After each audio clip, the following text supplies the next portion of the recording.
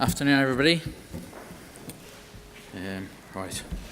So, yes, the importance of aroma in a gin brand. We've spoken a lot about flavours and aromas in small bits during the talks this morning. But firstly, a little bit about Langley. Some people will know about us very well. Some people will know about us, and there might still be people who don't know about us because we don't have our own brands. Which means basically we work and produce for a lot of other brands and supply to little distilleries and stuff all over the country. So it's a family-owned company, established in 1805, and it's under the alcohols banner, Langley Distillery, which is up in Birmingham. So the W.H. Palmer started down in London, moved out of London, and now we're in Birmingham. We use very old stills. It was a brewery first, and then started distilling, and in the 20s it became just a distillery. And some of the stills there are very, very old. A couple we don't use, we don't know how old they are.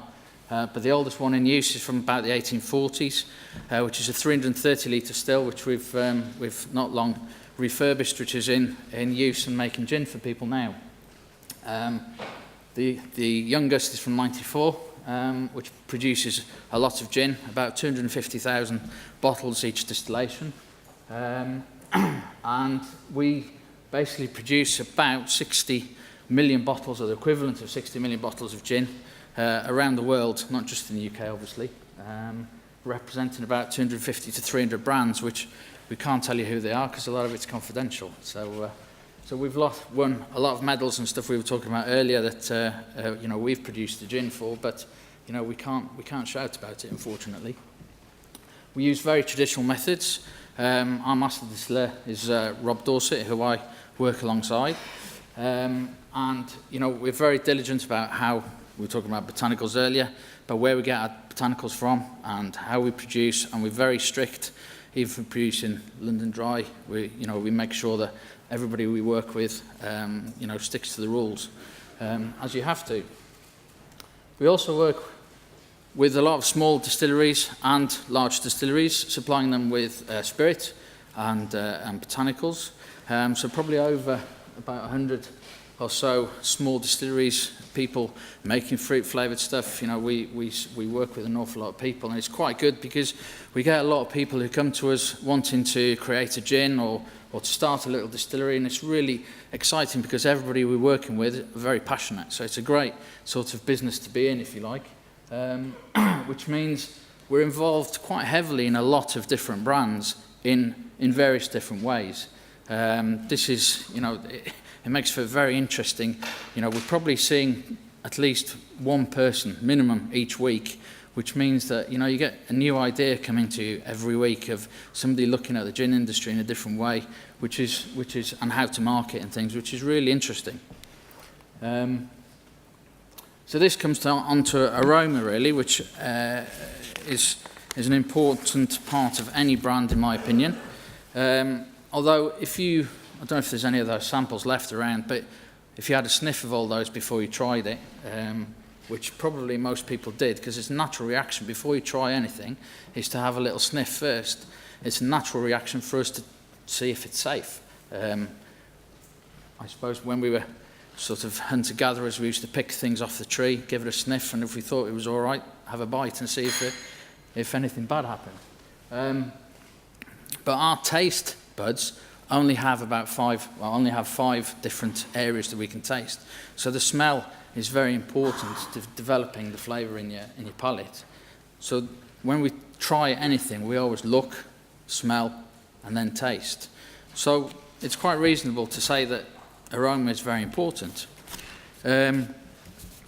Apparently, aroma can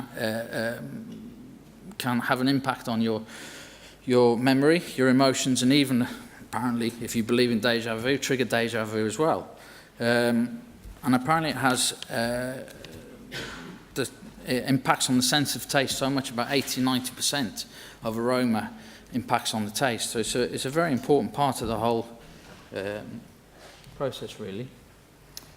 So in branding, you'll see a lot of aromas, mostly in hot foods.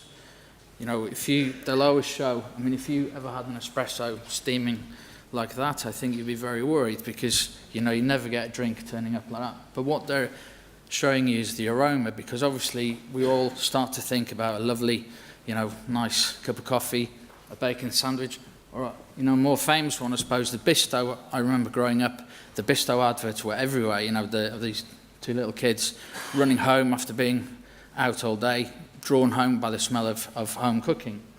So it's obviously very important. Now, whether that translates into gin, because obviously you don't see anybody advertising gin with smell. There are a lot of botanicals that go into making gins, and a lot of them are quite potent. I think one we see quite often at the moment is people wanting to put thyme into a gin, which is very strong.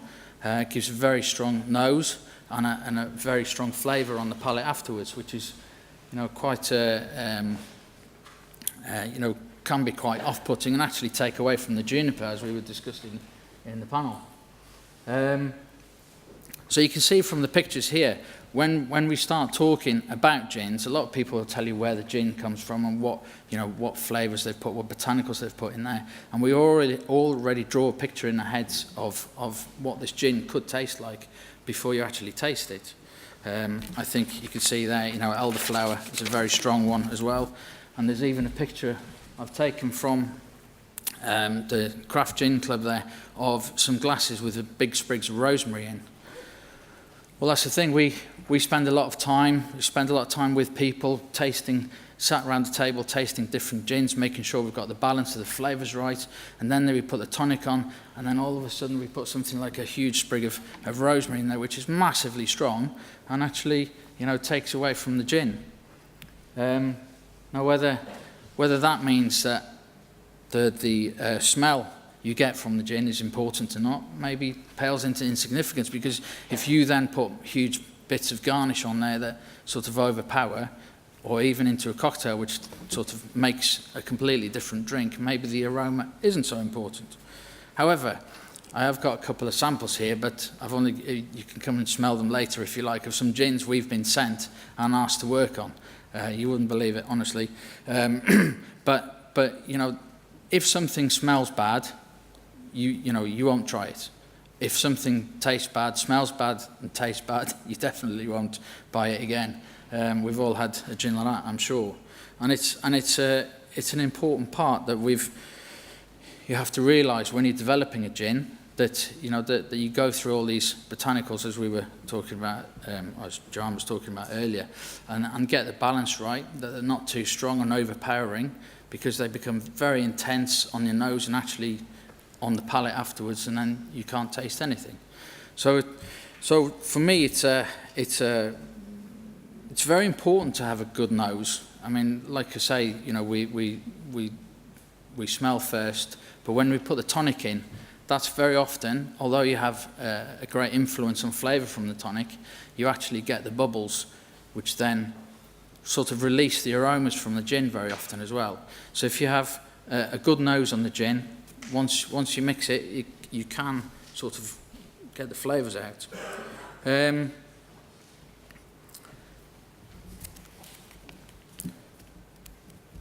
Yeah, so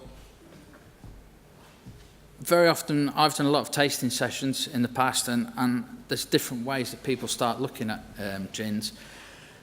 As I say, smell is the first one. And obviously, if you use a wine glass, it's probably the best way to smell a gin, because you take the wine glass low, inhale the high notes, close, inhale the low notes, and then you taste. And you should get a great picture of what the gin tastes like.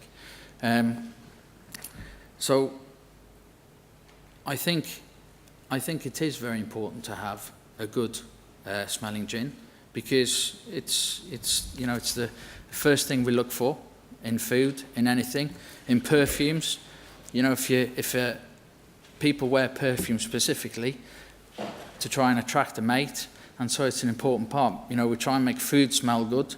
It's an important part, and it's the same with drink. I think it always needs to be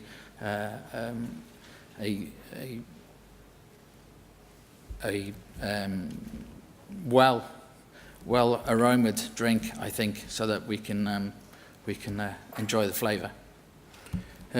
So that's my conclusion on the aroma, really. That yes, it is important, although you can't always smell it. So as long as it doesn't smell bad, I think it's fine.